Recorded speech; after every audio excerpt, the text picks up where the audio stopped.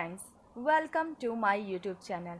आज के इस वीडियो में हम नेट के पाठ्यक्रम में संकलित इकाई 5 की कविता के अंतर्गत मैं नीर भरी दुख की बदली कविता की व्याख्या करेंगे।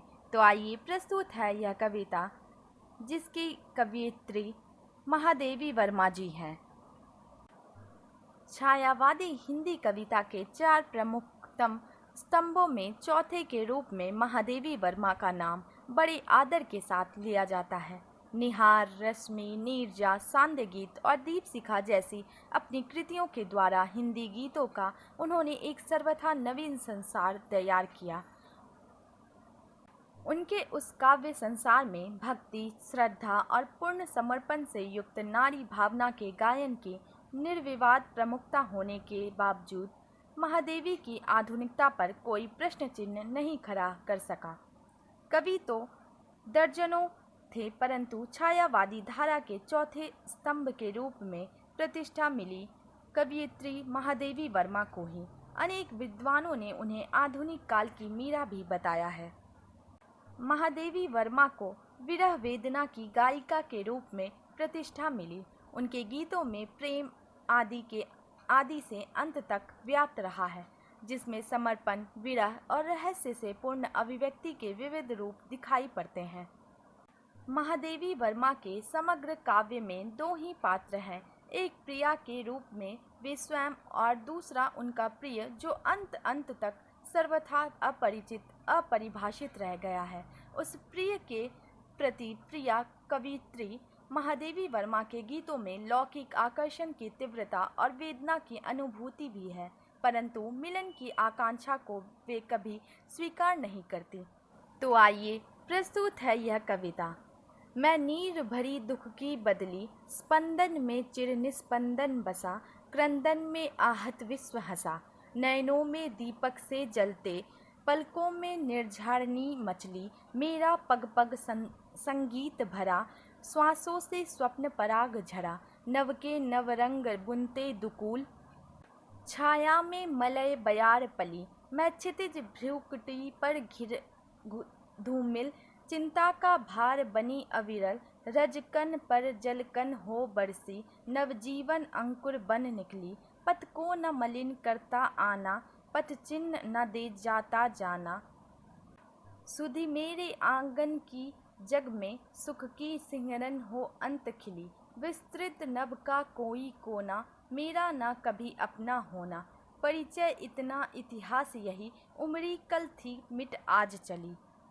प्रेयसी विरह से व्याकुल है, उसके हृदय में प्रिय की स्मृति है और ओष्ठों पर वेदना की अभिव्यक्ति करता हुआ अतिक्रंदन। कवयित्री इन सब को देखकर उस पर सजल बदली का आरोप करती है और उस बदली का परिचय देती हुई कहती है कि वह जल से परिपूर्ण दुख की ऐसी बदली है जिससे निरंतर अश्रु जल की वर्षा होती रहती है। उसकी धड़कनों में उस असीम का पवित्र और स्थिर रूप बसा गया है। उसके आकर्षण से अभिभूत मन विरह के कारण नित्य क्रंदन करता है, जिसे सुनकर यह विश्व प्रसन्न होता है। प्रियतम का रास्ता देखने वाली ये आंखें दीपक की तरह जलती हुई अपलक उस ओर निहारती रहती है। ऐसा लगता है जैसे उसकी स्मृति में इन आँखों से कई निर्झरनी मचलकर बाहर आ रही हो। महादेवी उस असीम की छाया प्रकृति में महसूस करती है और कहती है कि उसके प्रत्येक चरण में संगीत भरा हुआ है। सांसों से अलौकिक सुगंध वाले पराग झरते हैं, जिनसे सपने सुसज्जित होते हैं।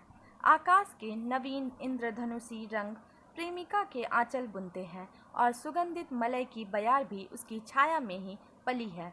दुख की बदली धरती की भ्रिकुटी पर वेदना, उदासी तथा निराशा की मलिनता लेकर घिर आती है। चिंता का बोझ हर समय आंखों पर उसी प्रकार रहता है जैसे आकाश में बादल घिरकर अपनी धूमिलता में झुक जाते हैं।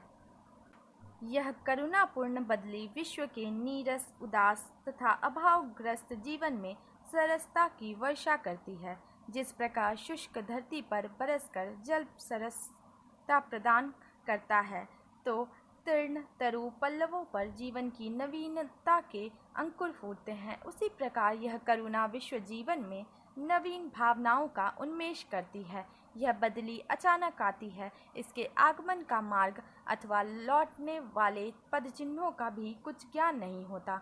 बदली के आगमन की स्मृति केवल संसार में संचरण करती हुई सिमरन की मधुरता में ही होती है। जिस प्रकार जीवन के आगमन की दिशा का किसी को ज्ञान नहीं होता और ना ही उसके प्रयाण के चिन्ह भी ही मिलते हैं, केवल उसके करुणापूर्ण भावों अथवा कार्यों की स्मृति ही शेष रह जाती है, उसी प्रकार वियोगिनी साधिका की संवेदनाएं ही सृष्टि को भावात्मक तथा करुणेश को पाने के लिए प्रेरणाएं प्रदान करती रहती है।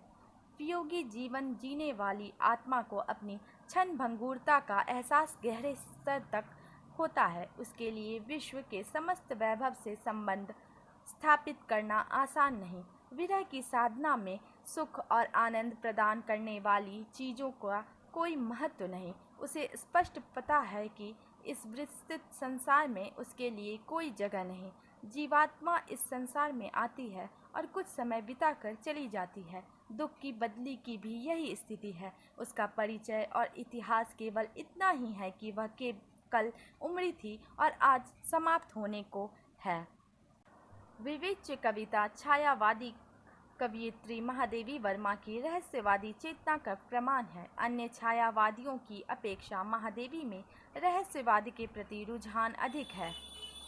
रहस्यवादी काव्य में कवि ससीम होकर असीम से अपना भावात्मक संबंध स्थापित करता है। इस गीत में नश्वर जीवन को जल से पूर्ण बदली के साम्य में उपस्थित किया गया है, जो उस असीम से मिलने की तड़प से अश्रुपूर्ण हो गया है।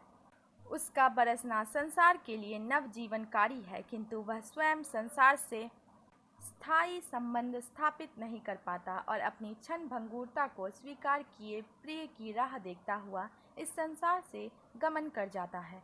इस करुण जीवन की यही परिणति है। इसका परिचय और इतिहास भी यही है। यह एक गेय कविता है जिसमें रूपक के माध्यम से अपनी बात कही गई है। इसमें प्रकृति प्रेम, दार्शनिक गांधीर्य, कल्पना का वैभव स्पष्टतः लक्षित है।